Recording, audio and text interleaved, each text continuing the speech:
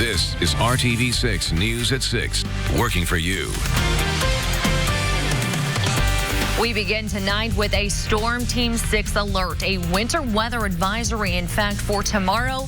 Just the beginning of a big change in the weather pattern for the upcoming week. Thanks for joining us here at 6 o'clock. I'm Nicole Griffin in the tracking center with meteorologist Kyle Mounts. Kyle, this monitor behind us says it all. Snow and cold coming our way. And hard to believe after temperatures today made it into the 60s. It's so nice out. Yeah, we're taking a big 180 here. Let's get into those headlines now and talk about this wintry blast that is coming our way. On Monday, we'll start off with some rain showers transitioning to snow, and yes, we're talking about some light accumulations there. That will be followed by some frigid temperatures. By Tuesday morning, near record lows in the teens, and wind chills are going to be around 0. So if you don't have that winter weather gear out just yet, yeah, get it ready for tomorrow. There's that winter weather advisory for Monticello, Frankfort, Anderson, and Muncie, areas to the north. Again, that kicks in at 11 o'clock tomorrow morning. That's where we're expecting to see some of the heavier snowfall totals. Right now, this is the system. Doesn't look all that impressive, but it will kind of get its act together. At this point, we're just increasing the clouds across central Indiana. There you can see the thick and low clouds. Temperatures still holding in the 50s. 55 downtown, 56 for you in Bloomington. And this evening, we'll keep it dry. Numbers in the middle 40s by 11. We'll take you hour by hour through those snow chances in just a few minutes. Kyle, thank you. Neighbors on the northwest side have been complaining about an abandoned house in their community for almost a decade. This story takes us to Claiborne Drive near 79th Street and Payne Road. Only RTV6 reporter Graham Hunter took their concerns to the city to find out what's going on. The home is all boarded up. The city actually did that back in 2017. There's no mailbox out front. And neighbors tell me the only people who come here are kids looking for a good time in an abandoned home. Dating back to 2010, neighbors have been complaining about the property to the city. It started with high grass and untended landscaping and complaints about trash on the property. And 2 years ago, the complaints started to involve concerns about the safety of the building. That's when the house was boarded up and more fines and liens were levied on the property. Our property records indicate the home is owned by James McMetchin. We've been unable to track him down so far, but according to the city, someone is making property tax payments on the home. $1,900 were paid this year. A city spokesman tells me as long as the owners don't miss 3 tax cycles, they will keep the home. It's a frustrating situation for neighbors. I'd like to put out an appeal to whoever is making those payments. Please, sell the lot, do something responsible with this property, and support your neighbors, you know, who are really suffering because this house is in such horrible condition. It's like a big mystery of who owns it, what maintains it. I mean, no mailbox, never see a soul that lives there. I mean, what happened to the people that live there? Tonight at 11, we're hearing more from neighbors about what happened to the couple who used to live here as we continue to try and find out who will be held responsible for maintaining this home. Working for you on the northwest side, Graham Hunter, RTV6. It's not about my story. It's not about being a gay counselor who got fired. It's not about being on the Ellen Show or the news or whatever. It's about people lifting each other up so that they feel love, period. That is just a small portion from a conversation with former Roncalli guidance counselor Shelly Fitzgerald, who spoke at her church this morning. She was asked to share parts of her faith journey, something she says has been so instrumental in her life. Fitzgerald was fired from Roncalli High School after the Archdiocese found out about her marriage to her wife of 23 years. It has prompted an outcry from many fellow Catholics and the Indianapolis LGBTQ community. Fitzgerald says in a moment her life was changed forever, and since then she has focused on becoming a public advocate for progress in the church and beyond. She shared that message today with members of Life Journey Church in Indianapolis, a church that has been an advocate of LGBTQ rights for many years. My hope is just to continue advocating for people who want to be a part of the church, advocating for people who want to be a part of Roncalli, of the Archdiocese. I don't want people to leave the church. I don't want people to, I want to work on making it better so that everybody feels safe and welcome there. Fitzgerald has filed a federal lawsuit against Roncalli and the Archdiocese of Indianapolis for their wrongful and unlawful discrimination against her. The Archdiocese has said in a statement, if a school's leaders reject core aspects of the Catholic faith, it undermines the school's ability to accomplish its mission. In the lawsuit, Fitzgerald claims the church did not take similar actions against other employees whose actions contradict Catholic Church teaching. 2 people are dead and 1 is injured after a driver traveling the wrong way on Interstate 65 in northwest Indiana hit another car head-on. State police believe alcohol was a factor. The crash happened in Lake County on southbound 65 just after 1:30 this morning. The drivers of both cars died, while the passenger of the vehicle that was struck was transported to a hospital and is expected to survive. All southbound lanes of I-65 were closed for about 7 hours after the crash. Tonight, the pilot of a helicopter that was attempting to land at a business in Boone County is injured. Around 1:30 this afternoon, Lebanon police were called to 135 South Mount Zion Road. This is the location of XPO Logistics. They found a crashed helicopter in the parking lot. Police say 3 people were on board. They are contractors from Chicago who have been working on the building. The pilot was attempting to land in the parking lot near parked semis. The early investigation, it looks like they had just landed, and upon landing, they may have, one of the blades on either the top or the back of the helicopter may have struck a semi-trailer. The pilot was taken to the hospital with minor injuries. The other 2 people on board were not injured. The FAA will now take over this investigation. An important week ahead in the impeachment investigation, and tonight Democrats and Republicans are sparring over who will testify at the public hearing set to begin on Wednesday. Here's ABC's David Wright with all the details. As the impeachment inquiry into President Trump enters a new public phase, lawmakers are now sparring over who will be allowed to testify. Democrats have rejected Republican efforts to call former Vice President Joe Biden's son Hunter, or the anonymous whistleblower. We want to stay focused on the Ukraine call, and having Hunter Biden come in is unrelated to the Ukraine call. Democratic Congresswoman Jackie Spears says it's not necessary for the whistleblower to appear, saying there are other witnesses who were actually on President Trump's July 25th phone call with the Ukrainian president, in which Trump asked his Ukrainian counterpart to investigate the Bidens. Spear, a member of the House Intelligence Committee, believes the president broke the law. This is a very strong case of bribery. Democrats hope open hearings will build support for impeachment. But Republican Congressman Mac Thornberry says the inquiry is one-sided. There will be intense skepticism about whatever they come up with. Thornberry does admit asking a foreign leader to investigate a political rival was inappropriate. I believe it was inappropriate. I do not believe it was impeachable. The first witness to testify on Wednesday will be America's top diplomat in Ukraine, William Taylor. Behind closed doors, Taylor testified that U.S. officials negotiated an explicit quid pro quo, the $400 million in military aid in exchange for investigating the Bidens. Quote, "That was my clear understanding. Security assistance money would not come until the president of Ukraine committed to pursue the investigation." Also scheduled to testify Wednesday, Deputy Assistant Secretary of State George Kent, and then on Friday, the former U.S. Ambassador to Ukraine, Marie Yovanovitch. David Wright, ABC News, New York. David, thank you. Tonight, several dogs who have been rescued from kill shelters are now home with their new families. The Homes for Dogs project was held today at Club K9 in Carmel. Caldwell Banker Kaiser teamed up with Club K9 and several local rescues for the Homes for Dogs project. This is the second year for the event, where around 30 dogs were up for adoption. We talked to one family who came to look today, but went home with the newest member of their family. Our dog just passed away recently. Mom and Dad decided to surprise us by coming down here and just taking a look at all of them. And this one just came up to us. It's pretty personal to us. Both of our children are adopted. And we firmly believe that our family is made by love and not by blood. And so for us, there are just so many animals in the world that are forgotten or left, and it's really important to give them a place to love.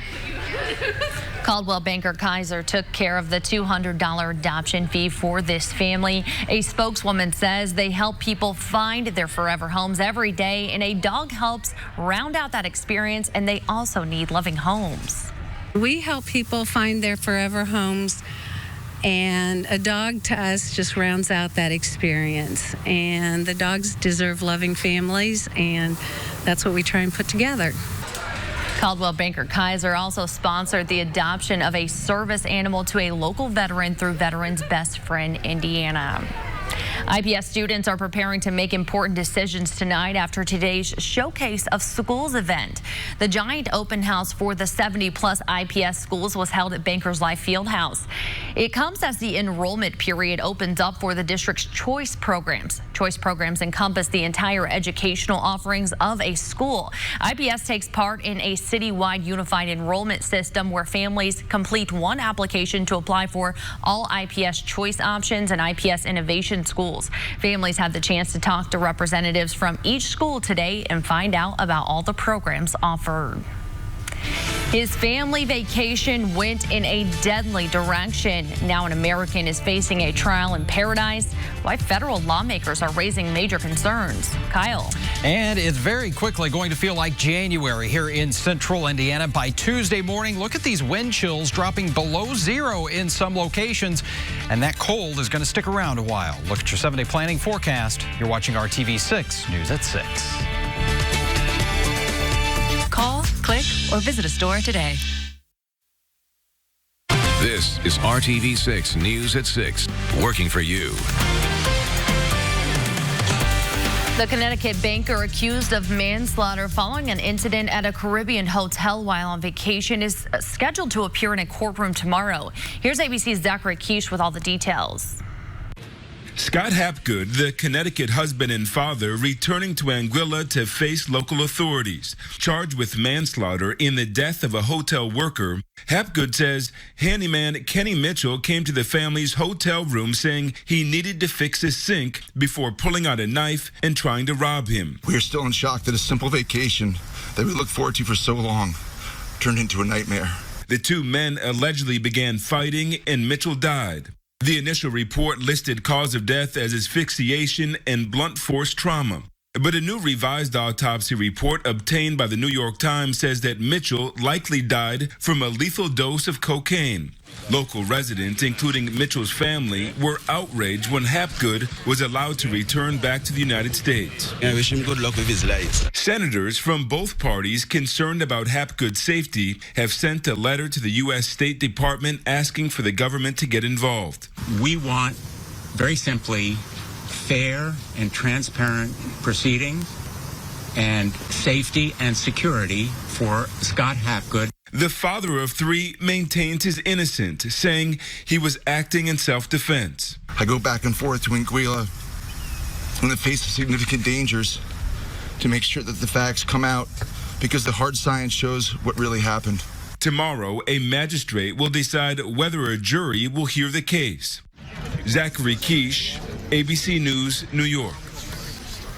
All right, those temperatures still fairly mild out there this evening. Now that we've got those clouds in place, it's 55 degrees, but our winds turning out of that northwest direction. That's going to start to bring in some of that much colder air. In fact, you don't have to go very far. We've got temperatures in the 40s in Lafayette. 41 in Gary and Chicago is already in the upper 30s, a sign of things to come. Tonight, we'll drop down to around 40 degrees, mostly cloudy skies, just a stray rain shower during the overnight. So I think tonight and tomorrow morning's commute is going to be just fine. During the morning commute, just a couple of isolated rain showers at that point with temperatures around 40 degrees.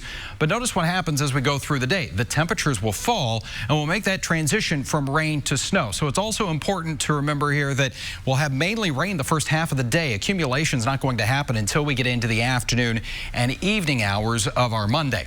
So let's go through the timeline, and this is TrueCast at 9 o'clock tomorrow morning. You see all the gray, that's the cloud cover we've got. Now, as we go through the morning, pretty quickly, we'll see those rain showers developing, a little bit of a wintry mix to the northwest. One of the wild cards is exactly when that transition from rain to snow happens. This particular model says by 11 o'clock, basically along and north of Interstate 70, we're dealing with snow.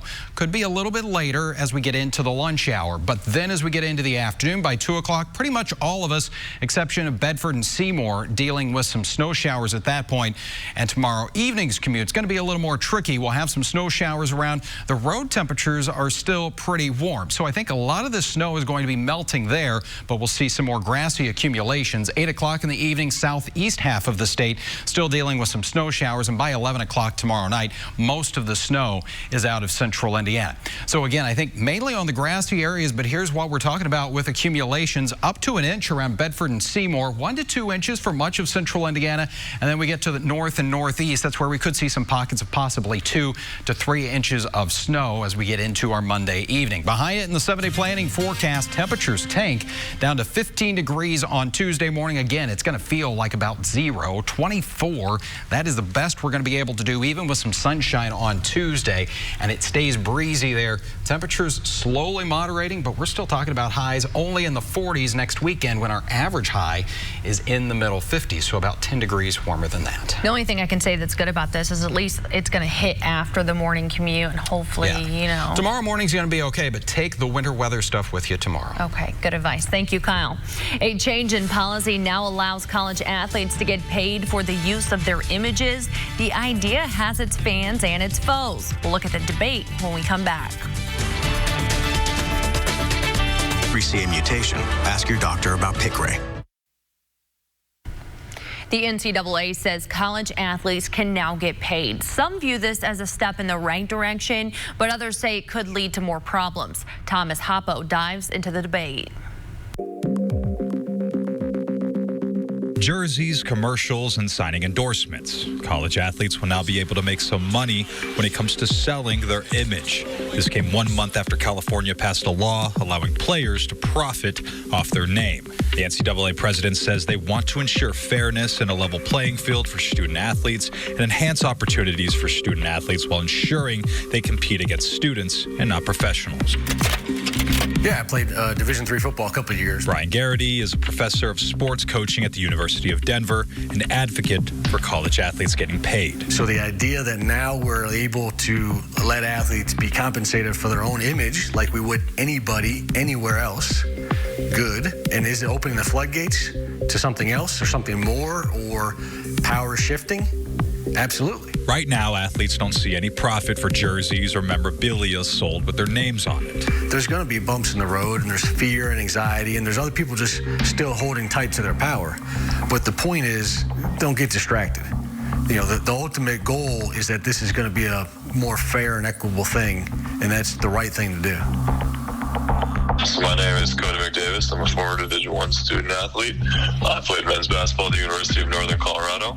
Cody McDavis understands why the NCAA made this ruling. One state, like California, allowing players to get paid off their name is a huge recruiting advantage, but he doesn't think this new regulation is a step in the right direction. In his opinion, it isn't fair or equitable. What happens when we have student athletes receiving more than their own teammates for the same amount of work done on a team? What happens when we have women that are not being paid at all, but are equally as deserving within a collegiate athletic department as their men counterparts? McDavis says other sports like swimming, soccer, and track could be left behind in profits. We're talking about men's basketball and football. We're talking about the best athletes in those sports. And the truth is, there is already an alternative for those student athletes, and they're called the NFL and the NBA. I'm Thomas Hoppo reporting. Or visit affordabledentures.com. Tomorrow is Veterans Day, but this weekend events are being held all across central Indiana, honoring those who served our country. Church on the Rock of Brownsburg and the newly founded group called Military Veterans and First Responders hosted its second annual Blessing Our Veterans Day event. They treated veterans by providing free breakfast. Avon Barbershop was there giving out free haircuts. This event was not only for veterans, they also treated active duty military members and first responders. The goal was to show that Brownsburg and all of Hendricks County supports our veterans and the sacrifices they made for our freedom. Attention sky gazers, Monday is the day to watch Mercury glide across the sun. The rare event is called a transit. It only happens about 13 times per century, and the next one isn't set to happen again until 2032. Mercury will look like a tiny black dot on the sun starting around 7:35 a.m. Eastern time. Its full path across the sun will take 5.5 hours, and that will be a sight to see, Kyle. But we may have to wait about 13 years because tomorrow we're not going to see a whole lot of the sun. Instead, we'll start off with a few rain showers, some snow showers into the afternoon. Again, much of central Indiana gets about an inch or two of snow, and then frigid temperatures, only 24 the high on Tuesday. All right, Kyle, thank you. And thank you for joining us. We'll see you right back here at 11 o'clock. Have a great night.